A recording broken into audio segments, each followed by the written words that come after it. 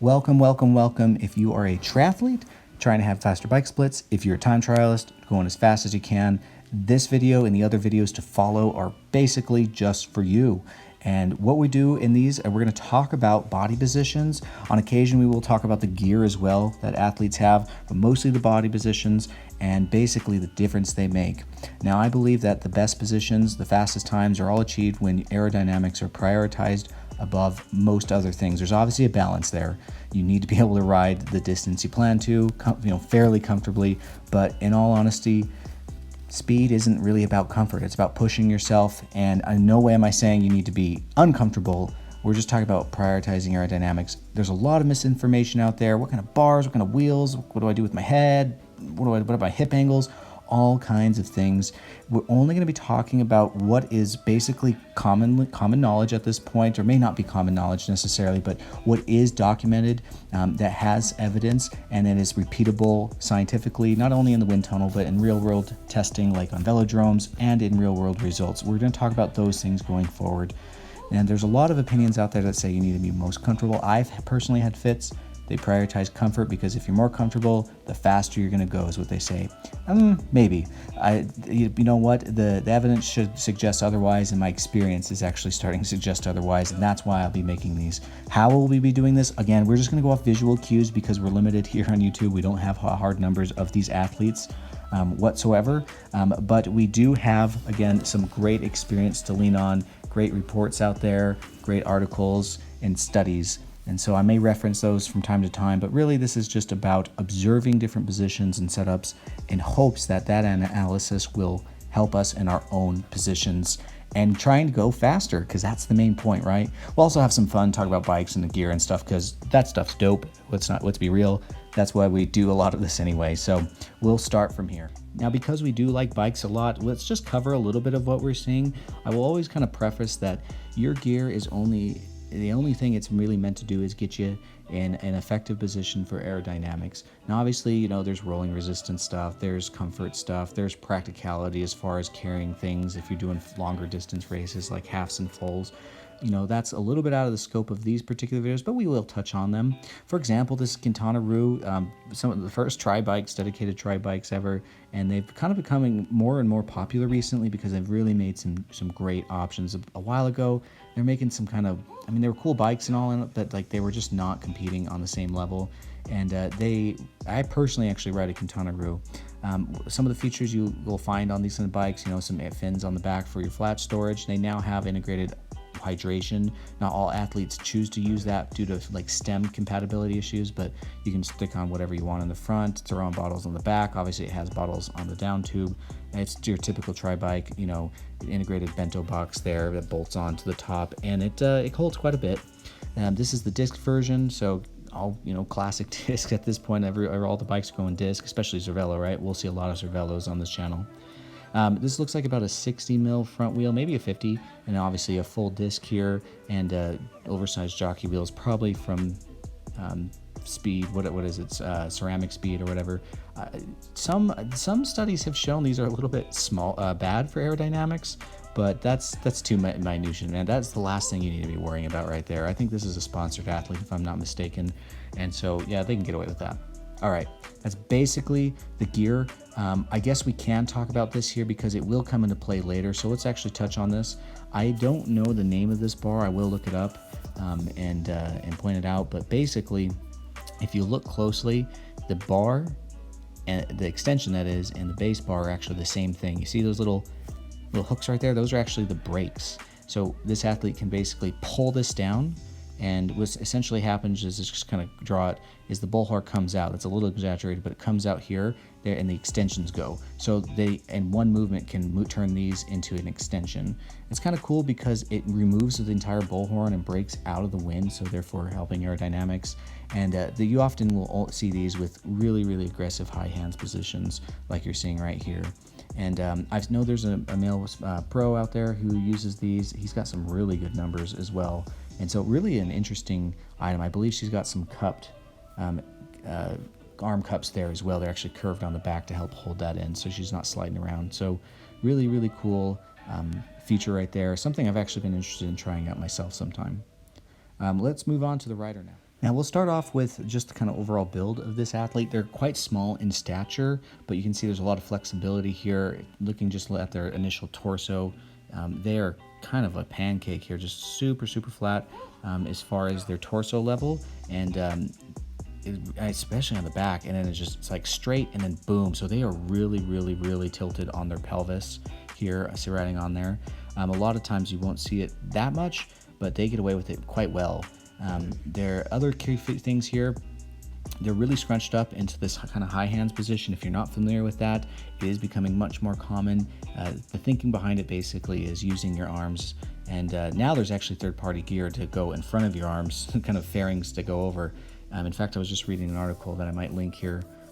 It's a little bit older, but really, really impressive stuff can be done with the extensions here. But either way, it's used to block the wind from ramming into like your hips and your torso. Not that their torso would be getting any wind anyway, but it helps just kind of all about punching a smaller hole here.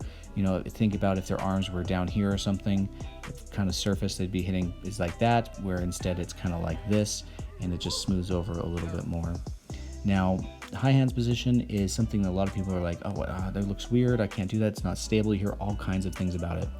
I'm just going to say this, and you'll hear me say this a lot. Your aero position is all about adaptation over time. I mean, think about the first time you got on a time trial bike. You're probably slower, you probably didn't feel so good on it. And that's because you got to get used to it, right? The same thing, when you make a change, you got to get used to it. It's not going to feel good right away. It might be a little strange.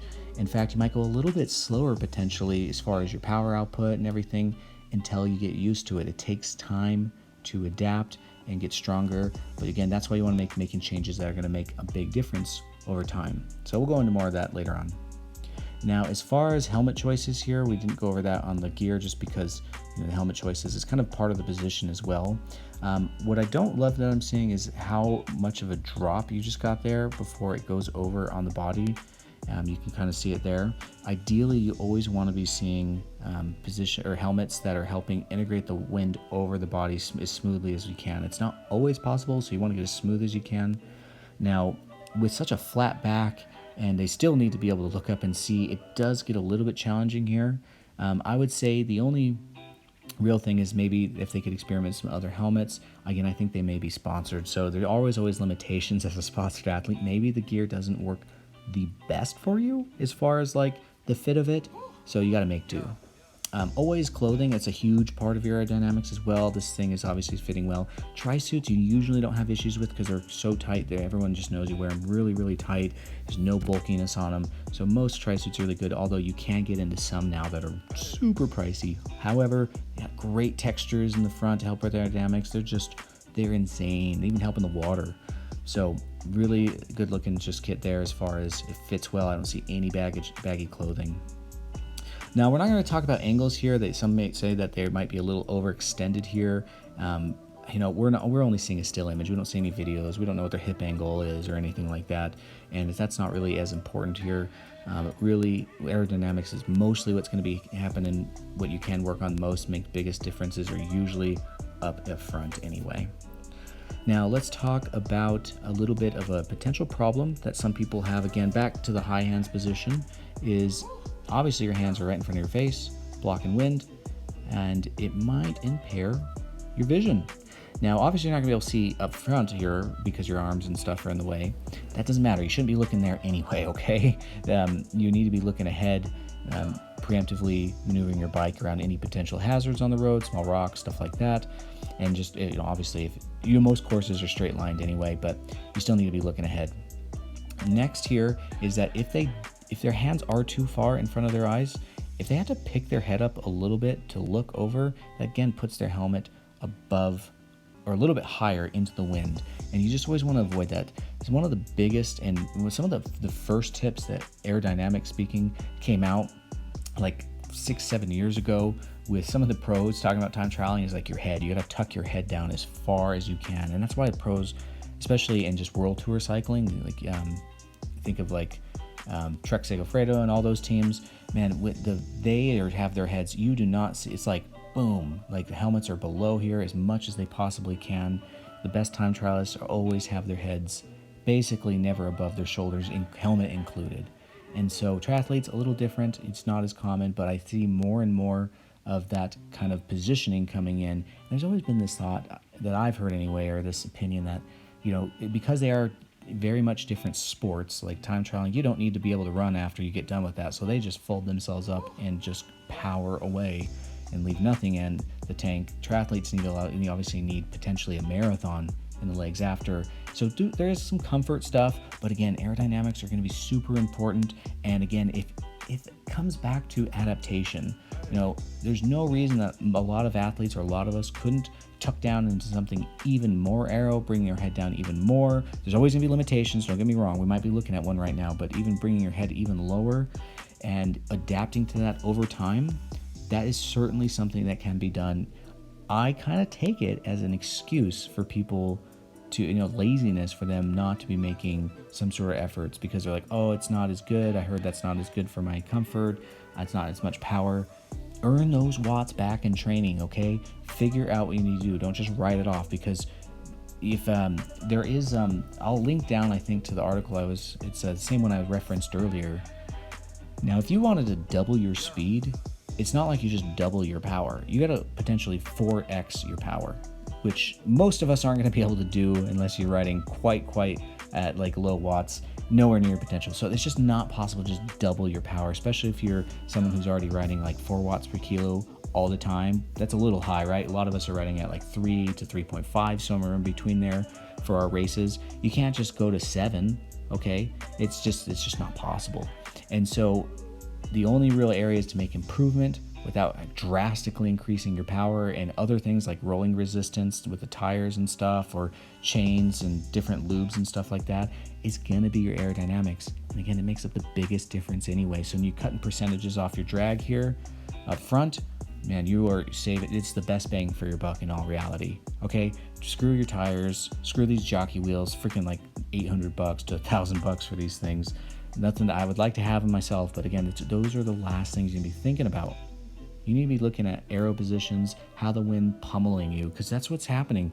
When you're not in an effective position, you're eating wind, throwing watts out the window. So that's basically all my thoughts on here. Overall, I think this is a great position. I do, again, I'm pretty certain this is a pro female athlete.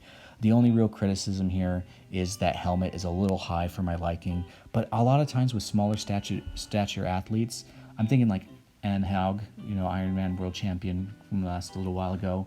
I think of her, like, I see she's so small, and her helmets are just so big on her. I think there's just some limitations that like these athletes are not catered to being that small.